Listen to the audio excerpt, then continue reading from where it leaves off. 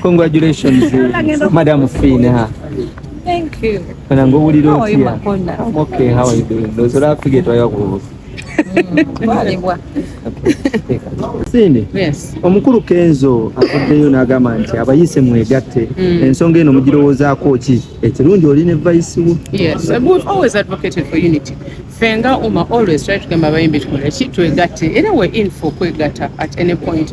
Sometimes when tutambulira mwenna timuvudde mu nnyumba y'emu, sometimes you can meet from different houses and still nemutambulira wamu. So as Uma we are open. Kolagana ne gundi ne not just federation but industry yonna sector yonna nga bwe want to work together. Nekyo ekibalemeseza okuba nti mwegatta ate nga mulina common goal. Yes, tukyatesa because we're moving together nga mwenna muli b'amaanyi mulina oteesa nti anayimirira nokuga enteesaganya gye tulimu kati tetwagala okuba nti twegase naye ate tewali ategeera maanyi ga munani ani alina okwogera ddi ani alina okukola atya.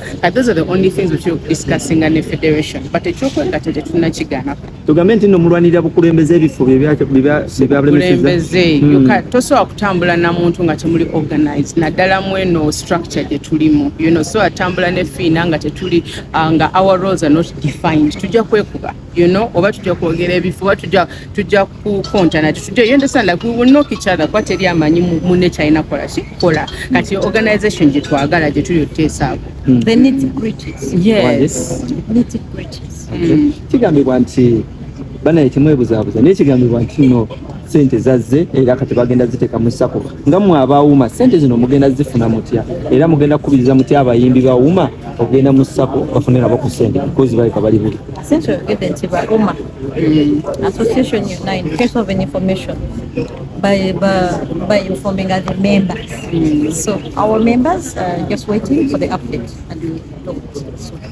Esente tesobola kujja mu industry kumanya etamanya ekyo tekisoboka era bwe ziba nga zizze tugenda kulinda official communication there is money for the music industry za Uma ziri bwe ziti babalyako sente mulinda busimu muli mu lugambo nze sina kyemmanyi kuba tulina abayimbi be tuli okwogerako bonna bagagga sinti Kenzo leero alina kyeyeyongeddeko kyendabyeko nti obaguze you understand kyesogamba kati afunye sente zimenya amateeka no Kenzo is a rich man enkyasobola okwegulira emmotoka oba ayagala tekitegeeza nti gavumenti yekoze ki yeetadde sente mu ssako so nze sinafuna any communication eraga nti they have gotten money for the industry no.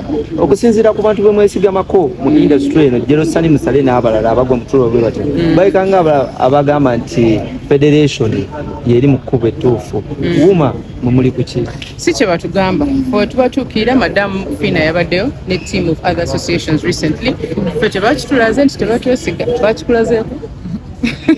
But no. All in all, just what you need to know is we are behind the closed doors. Tujja kwatwa buli tuli okay, tuli bulungi. Muli bulungi? There is no problem with our communication, nothing wrong with the structures. We're working very well. Nga muli bagumu. Jangu mbalage wamapa. Ochimanyi. We're standing firm. We're standing firm. You're standing firm. Yes, we are. Yes, we're standing firm. And not in standing firm against people. No, we're standing firm for the industry. We're willing to work with whoever, truly open. But these things are all formal. Very formal. When there's any formal communication, we're open. Nga we baleeta galubindi. Yes, sir.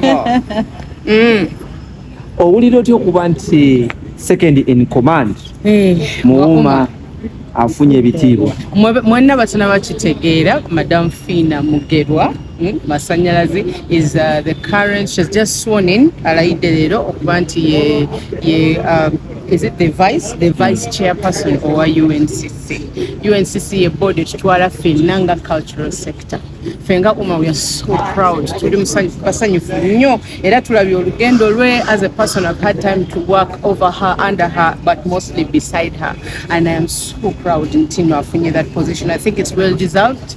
Ate ne mu industry basanyufu nti tulabye faces tegeera last year and the other years nga bagamba nti omuntu yali mu nsonga za art nenga tomulaba nko yayimba wa tomanyi waawa naye now we have people that betumanyi wetulabako nti Madam Fina Mugerwa tulina Bebe Cool, Bujingo Hannington, Lillian Mbabazi, Kwegamba. It's all people that we understand. But today is about the main lady. We are celebrating her today for the position that she has got. Government no mu myaka esatu kino ekifo kyemufunye nga mu abaawuma kiba kyamudde nnyo. Oh yes, kyamudde. Kubanga emirundi mingi twali tulaba nga aba UNC tebatutegeera. Nga buli we tugendayo ng'ola nti tuga situation nga si we didn't feel welcome. Tebatumanyi naffe tukola ki tetubamanyi. Naye akatulinayo omuntu waffe badde industry agitegeera agirimu akyayimba. So we feel like right now the doors and windows and ventilators are open. But tulina abantu abatumanyi. Gwenga gwe president ogenda muyamba otyo kuba nti running position ye gyafunye kubanga kigambibwa nti alabika alina abalabe bangi. Nze sirina buzibu atwala. I'm going to make sure that siri mukubuli whatever work that she needs to do as the vice chairperson emirimu gye balina okukola gya bagiyitira mu nze nga I'm going to follow the protocol engeri gyejja. All instructions that are being given, we're going to make sure we're not in her way of her work at all.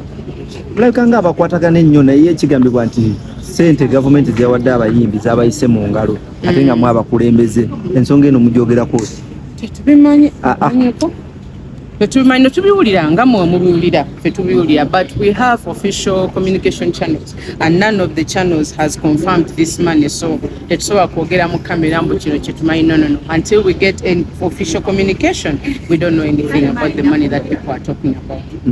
Tetuzimanyi. Fina kyekyali kibatutte eggulo obulamu buli buti webalegwa gwe Mukama mulungi. osweyalinze in ogenda tandikirawo Ebeera strategic plan ya board si fina wo. It's teamwork. So tujja banjulira strategic plan. biki ebibadde bisinga okubonyaabonya abantu naddala aba arts? Aba arts. Arts olaba engeri gyetubonyaabonamu nti oli akoze kino kiri bwe kiri, tetulina regulatory body. Tetulina nti eno waggulu oli bwayogera aba ayogera. Tetulina nti body bwesamoninga omuntu tibwatuuka okola kino tebaddeewo.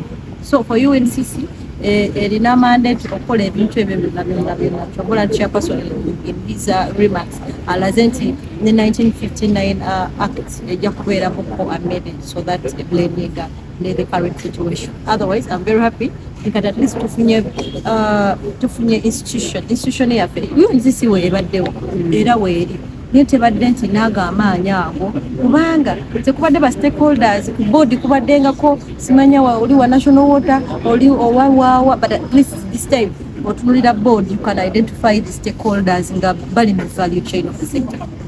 The board of trustees be bataddeko era abasweyalinze in okkiriziganya nabo era munaakola. We are a team, as the chairman said, this is a marriage, prepared marriage, and we are going to make sure we give birth to children. Yeah, because abantu bonna baliko bali fertile. Yeah. Mutera nnyo okuba nti mufunamu obutakkaanya n'abantu ab'enjawulo mu mirimu egy'enjawulo ne mu sekita y'emu eya industry. Ogenda kubanga mwekuuma mutya nga mmwe obutakaayana obutabbeŋŋana ssente n'obutalwanagana? Between me and you nawe kenyini wa mukyala wo mufunamu obutategeera ne mukola ki ne mukwatagana, so that is a team. Abantu kasita basukka abadde but then we mumanya nti tuyina the common objective, the common mission. Why not? This is not a time we should abuse ourselves, do what, embrace divisions. No, it is time to come together because we need to use this specific period of time when the government is giving us the ear and the eyes plus its hand in the pocket. National Theatre eno mugenda gitandikirawa because kigambibwa nti toilet zo nkyafu zirwaza n'abantu. Nga bwe nkuga owulidde minisita kyobola nakubuuza wano mukyala. Njagala bigambo byo. Anti kati nkugambe siri spokesperson wa board. Tunaaba tugenda kuba playing strategy yaffe, strategic plan. Tujja bayita for a press conference so that you can make a follow up. Tugenda kuba era tulina strategies zaffe kino but first the appearance, the atmosphere, it has to change.